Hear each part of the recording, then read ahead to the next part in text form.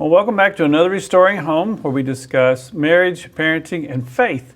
And our topic today is why and how to learn to read Hebrew. This is going to be great. I have got guests here tonight who are great examples for the rest of us about this topic, and because they have done what we're talking about. And they know both things that motivated them and how they really got the ball rolling and began to read the biblical language of Hebrew. Today, really quickly, I just have Brandon Rose, who's a student, and somehow in the midst of a student's life, found time to learn how to read the Hebrew language. Sharon Stern, who's a medical doctor, has nothing to do. As I know, you've got it made in the shade. You're age 5 and come home, right? So Sharon, in the midst of that practice and all the other many things that she's involved in, also found time. And Grant Luton, who is a pastor, a minister, but before that, when you started learning the language, you were industrial arts teacher, yes. So we want to ask for you all to help us to understand why you did it to begin with, your stories and your information, and then how you did it, because you're busy. And two of the big reasons that people don't study Hebrew is, one, I don't need to. It's written in English. It's already translated. Why do I need to know that? And the second reason that they halt or fail to learn to read Hebrew is that they say, I don't have time to learn that. So today you're going to put all of those excuses to bed, and you're going to have us all up in the morning bright and early getting out our Hebrew textbooks, right? Yeah, good deal. That's right. We hope so.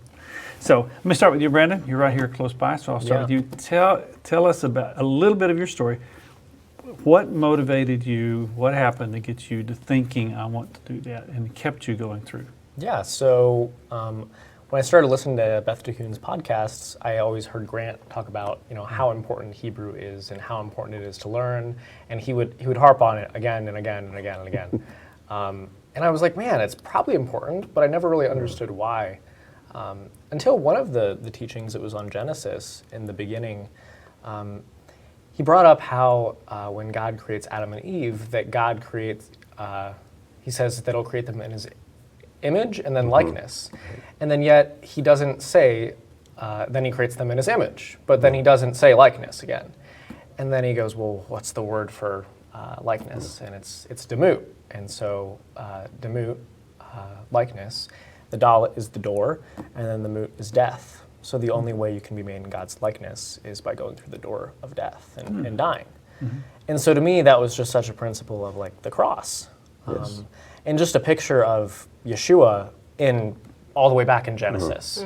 And something like that, an insight like that was like, wow, there is so much benefit to learning Hebrew. Yes. Yeah. Definitely. Wow, that's great. Sharon, just tell us what got you going. Very different story. I'm a 63-year-old woman now, and 34 years ago, I came to faith in Jesus from my Catholic background, and I was married to a very secular Jewish man who we both were living very secular lives. But at age 34, I really found my Messiah, and I was desperate for my husband to meet his Messiah too. However, I had a huge problem. My Gentile Jesus Messiah was something that no Jew is going to even consider with the 2,000 years of very bad history. The name of Jesus to a Jew is derision because of so many horrible things that were done historically to Jewish people over the last 2,000 years. And I realized that the only way I was going to be able to introduce my husband to his Jewish Messiah is I had to find my Jewish Messiah. And that started me on a journey of looking into the Jewish roots of my faith, and at that point in time there were starting to be Messianic congregations in the area. This was way back in the mid-90s, and Ken, seeing me awaken, he was very intrigued, even a little jealous, and he decided that it was time for him to delve into his Jewish faith and roots, and he did it through local Reformed Jewish congregation. And I'll give them credit till the day I die that they looked him in the face and said, Ken, the place we start first is you have to learn Hebrew. And so they taught him Hebrew, biblical Hebrew, and they started teaching him Torah and teaching it what it meant to be a Jew through the Hebrew texts. And I'm desperate to learn. I'm desperate to become a part of this. I'm going to synagogue with him on Friday nights. I'm going to Messianic congregation on Saturdays. And once he learned Hebrew, he taught me. And he started teaching many other people. And life progressed. And for me, all I can tell people is, and I love your segue, Brandon, you can read the Bible, you can read the Old Testament, the Tanakh, in any translation outside of Hebrew, and you will never understand anything more than the surface literal meaning of the texts. The only way you will ever be able to mine the treasure trove and jewels, the mystery, the excitement of what lies in the surface layers and the deeper layers, is to understand that the Hebrew language is Lashon Kodesh. It is a holy, totally spiritual language, and only when you engage within the Hebrew language can you begin to have the absolute journey of your life, the excitement in your life of being able to really begin to understand and discern the deeper treasures that Hashem has for us in His scriptures. So that's my story in a nutshell. And 35 years later, it's a journey for everybody. Some go much further, and others go just a certain amount. But you have to have, you have to be able to read and understand the basics before you can even begin to dive any deeper. That's great. That's great, thank you.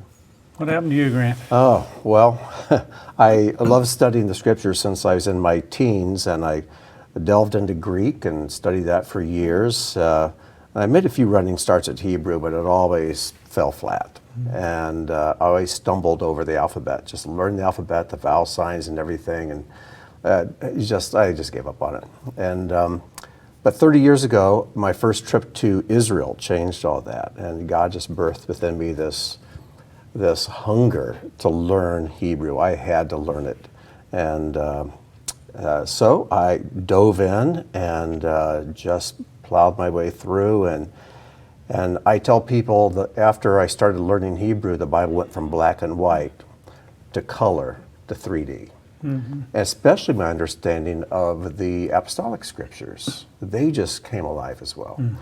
And so that started me on a journey that is still going on. And it's a, when Sharon was talking about this being a holy tongue, this is what Paul referred to when in 1 Corinthians 13 when he said, though I speak with the tongue of men and of angels. Well, what's the tongue of angels? It's Hebrew. It's the language of transcendence, the rabbis call it, because it is a spiritual language. It is the language with which God spoke forth the universe. So it truly is amazing. And I'm reminded of a Hebrew poet who once said that studying the Bible through a translation is like kissing a woman through a veil. Now, it's better than nothing. But if you get the veil out of between you, then it's so much better. And so to get the veil out of the way and engage the scriptures on the terms in which they were given, and that is Hebrew, God begins to unveil your eyes, you behold wonders out of His Torah. There's nothing like it. That's great. I am as the latecomer to the community here, and the one who does not yet read Hebrew, except the very, very elementary, the alphabet and a few sentences. Sharon is my teacher. Than you think. Sharon is teaching me now, and I'm really enjoying it.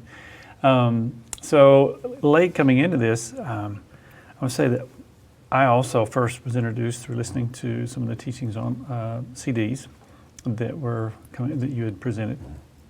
And my first reaction was, no, you can't do this stuff. You're making up things. You're dividing and spreading out and calling things, well, this word could be divided this way, this way. And my first thought was, yeah, you can do anything you want to do with letters and numbers and stuff, fine. And then something came and tapped me right here and said, But you know languages besides English, and you know every language has its own rules. Yes. It has its own guideposts. That's right. Everything is not English.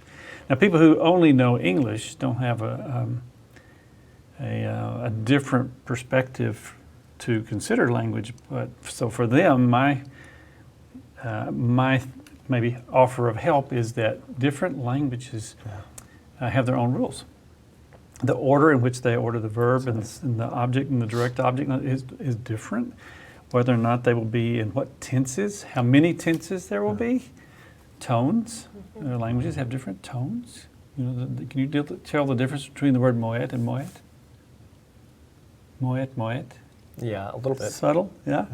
Those are an African language we learned. It was tonal. It's just two tones. Well, and one means a wound. One means your stomach. So if you have an ulcer in your stomach, you would say mi moed moed. What did he say? He has an ulcer in his stomach or a stomach in his ulcer? You have to be listening. So little subtle things like that that are very clear to the hearers of the language. Yeah. And Thai, for example, I think has 8 tones. So the same word but different tones, rising or falling. So language is unique. Each language is unique and has its own principles and rules. And Hebrew has its own package of rules and such. But so that got me over that hurdle. But then as I started looking at it, it was like, oh, wow, this is amazing. You said that too. It was just like it just keeps unfolding, but the truth is consistent. That was one thing I was worried about, is that somehow I would get in this stuff, this Hebrew or whatever, and then it would take me off on some cultic tangent out here somewhere, and I would end up with some weird ideas. Yeah. But instead, it has, like you said with the apostolic scripture, it has opened my eyes to understand them even more wonderfully. Yeah. And my takeaway from looking at these elementary steps into Hebrew language has been to make it even, God's word, even more astonishing, even more wonderful, and my appetite for it to just ramp up. So it's not something to be feared, which is another reason people sometimes don't take a step into it, is they're afraid that it may cause some problems or hinder their faith in some way, and it will not. That's right. It will Well, you know, you talked about the rules of language. I was fascinated by how the rabbis over the thousands of years have worked with the Hebrew language. And they do these odd things. They'll cut a word in half. Now you have these 2 words. So they'll take the name of a letter, like the dalet, which means door, the mut, which means death. And then I found that Yeshua, Jesus, did the same thing. In one passage in the Gospels, he says that God is able to raise up out of these stones sons. He can raise sons from these stones. Well, the word for stones is abanim. And if you take off the first letter, it becomes banim, sons. Heaven. So he said, and he was doing that with that word. And he was doing a very rabbinic thing. And so, And his listeners got it. yeah, they did. Because it was There were their language. so many things he did like this. Yes. Well, let me ask you real quickly, how did you do it? Okay, so somebody says, okay, I'm willing to have a look, or I'm excited about it. How did you make it fit? Because everybody is all 3 of you, we've just talked about all phases of life and all busy people. How did you do it? How did you start, Grant? How did you get that? I just went to the Christian bookstore and got a book by a gentleman's last name is Mansour. I don't know if the book is still in print. It's called Beginning Hebrew. And I just rolled up my sleeves and made myself go through it. But it was a passion with me. Otherwise, I don't think I could have done it. But since then, I know Sharon's got a stack of books here. There's so many. So in fact, this is my shameless plug. Yes, I wanted to plug here. Once I learned No Hebrew, shame. I was asked to teach it to kids and at one of the homeschool academies. And so I came up with a technique. For me, the toughest part was learning the alphabet, getting the names and the sounds and the vowels and putting it all together. Because most people, when they start in one of these books, they get about halfway, 3/4 of the alphabet, and they still haven't learned any words. And so I came up with a very, very unorthodox, unconventional way of teaching the alphabet. And I've done this with a number of people in different countries, different ages. And I finally condensed it down into a course called Hasty Hebrew. and it's very hasty. It's only 4 lessons. It's only the first 3 lessons where we learn the alphabet. And by the end of the 3rd lesson, you're reading the first 5 verses of Genesis, and you're understanding what you're reading. But again, anybody who's written a real scholar would be horrified at what I've done here. But all I'm concerned with, I mean, what other Hebrew books have a picture of a monkey in the middle of the page? But it works. It works. And so this goes along with 4 videos on YouTube and the workbook, and you watch the video, go through the workbook, and it's a lot of fun. Good. And if it's fun, you learn it. And all of these resources you have here, or if you have other ones, we're going to make sure that they're in the link of Sure. this video so people can follow up on those too. Good. So at that time also, you were working 2 or 3 jobs? I was when you teaching school full time. Then I was working a second job in the evenings for a nonprofit organization in downtown Akron. And then I was leading Beth the Coon, which is fairly small at the time, but still. And then I had a wife and 3 children. So, and it was during that time, and as I was studying Hebrew, that in study halls, I managed to write the book in his own words, Messianic Insights into the Hebrew Alphabet. Took a lot of study halls, but that's when I did the work on this and got it written. But that book came out about 26 years ago, I think. That's excellent too. We'll have it listed as well. Okay. Glad you brought those. Sharon, how'd you do it? You know, I think you have to have passion, and you need sometimes a really good teacher to make you passionate. It's interesting, I did not find it at all difficult to master the Hebrew alphabet. But you had a Jewish husband helping you. He was learning it for the first time himself in his But it- 40s, you know. But having someone like yourself, But he was I think, passionate just about helps it, out. you know. It does. It was nice to have somebody that Yes. we were doing it with, and we were on a journey.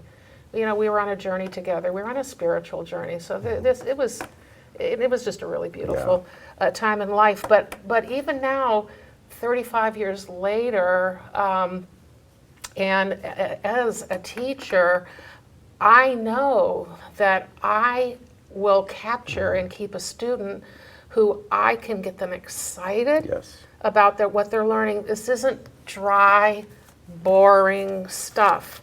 I started with EKS, Teach Yourself to Read Hebrew, and in the very first chapter, they introduce Shin, Beit, and Tav, and you are reading Shabbat.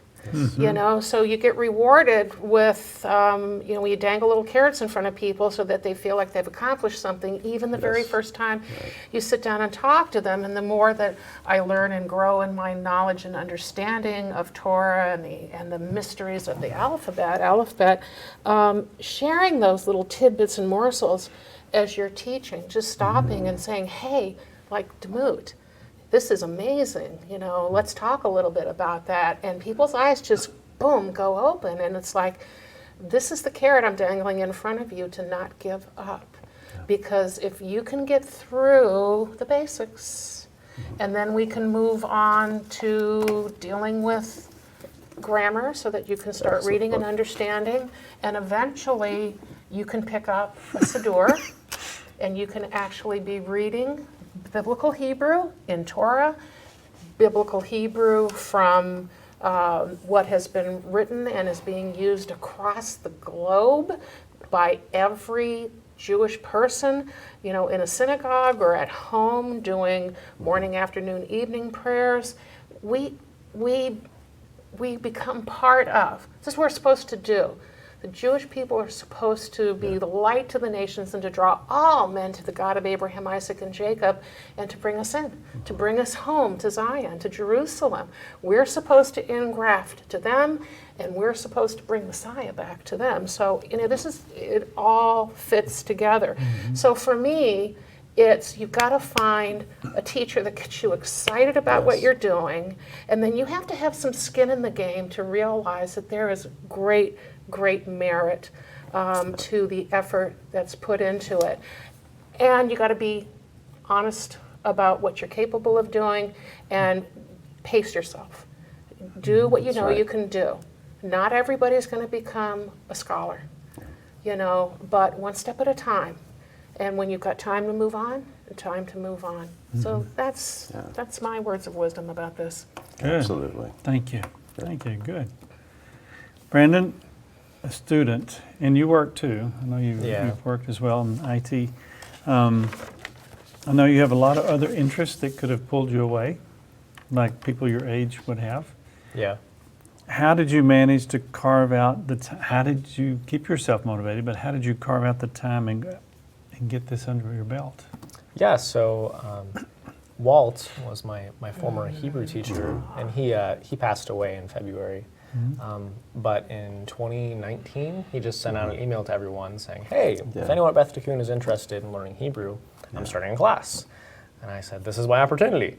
So I went to the class, and there was about 6 of us. And after about week 4, it was just me and Walt. So we just went through learning the whole entire alphabet and all the vowels. So I picked up the alphabet really quick. That wasn't a problem for me. And then I said, well, what's next? And he said, you want to go further? And I said, yeah, I do. And so he gave me, we got this book, which is the Guide to Lashon HaKodesh, Mastering the Basics. And that's, grammar and just learning actually how to read the Bible with understanding. And so that's where we went from there. Good.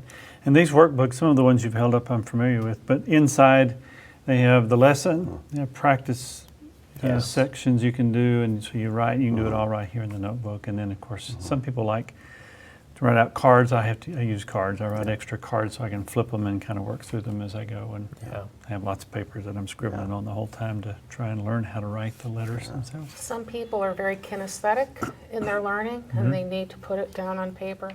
Others are visual. You need to understand what your learning style is. True.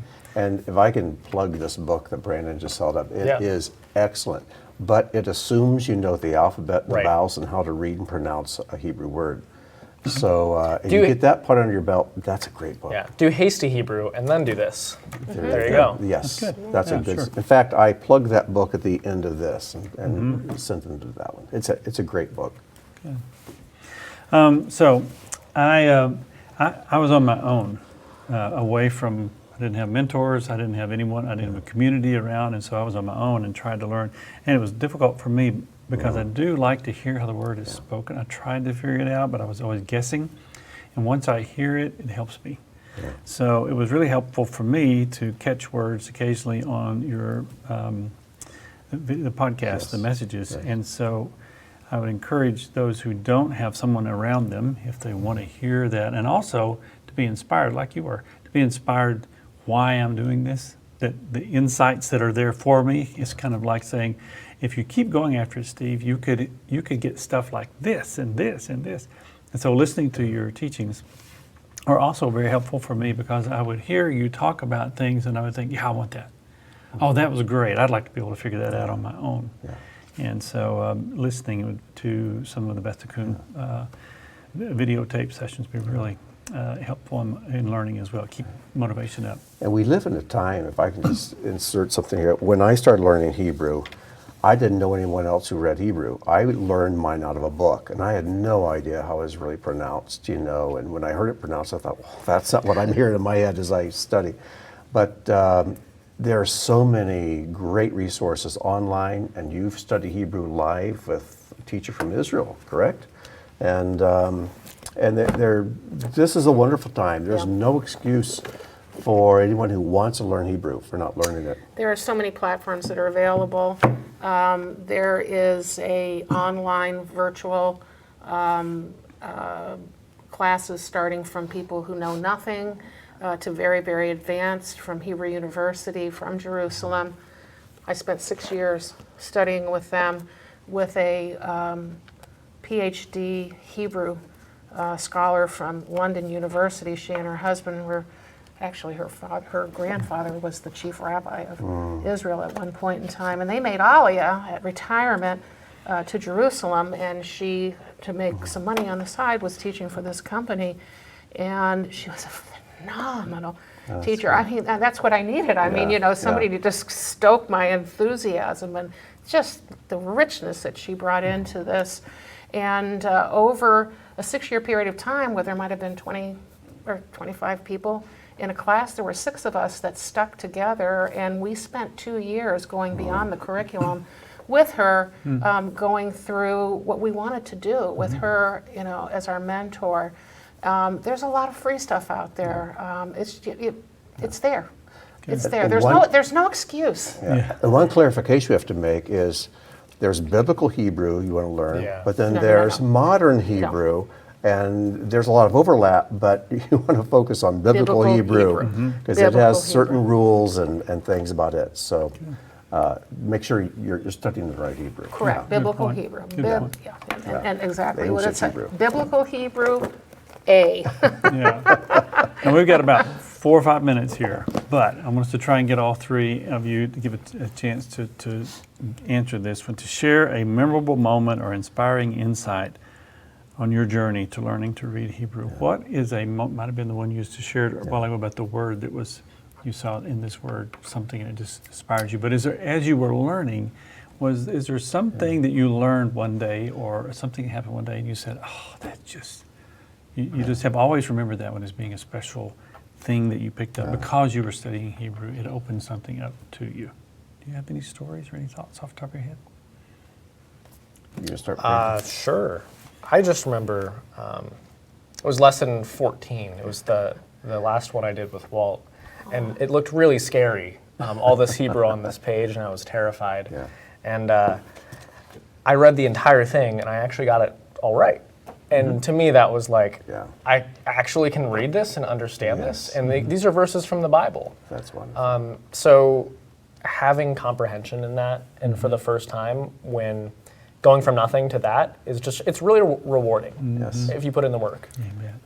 Good. Yeah, I think for me, it was getting fluent enough to be able to open up a Siddur and to be reading fluently and understanding what I was doing. And I felt, as a Gentile, that I was grabbing onto the seat of a Jew and saying, take me along with you, because I know that you know Hashem, and I know that you know who Messiah is, you know, should be. That to me was a huge accomplishment for me. Yep. I think the thing for me was when I first started learning Hebrew, I went up to Cleveland, which has a large Jewish community and some Judaica stores. So I went into a Hebrew bookstore and saw this book, The Wisdom in the Hebrew Alphabet. This book I've had for almost 30 years. And I thought, well, who writes books about an alphabet? But I have about a dozen books on the Hebrew alphabet in my library. And this has a chapter per letter, and I began to realize just what the Lashon HaKodesh, the holy language, is. Each letter, the 22, each letter has its own personality, its own character. Each one's a picture. Each letter is a word. Each letter is a number. Each letter has so much depth, so many levels.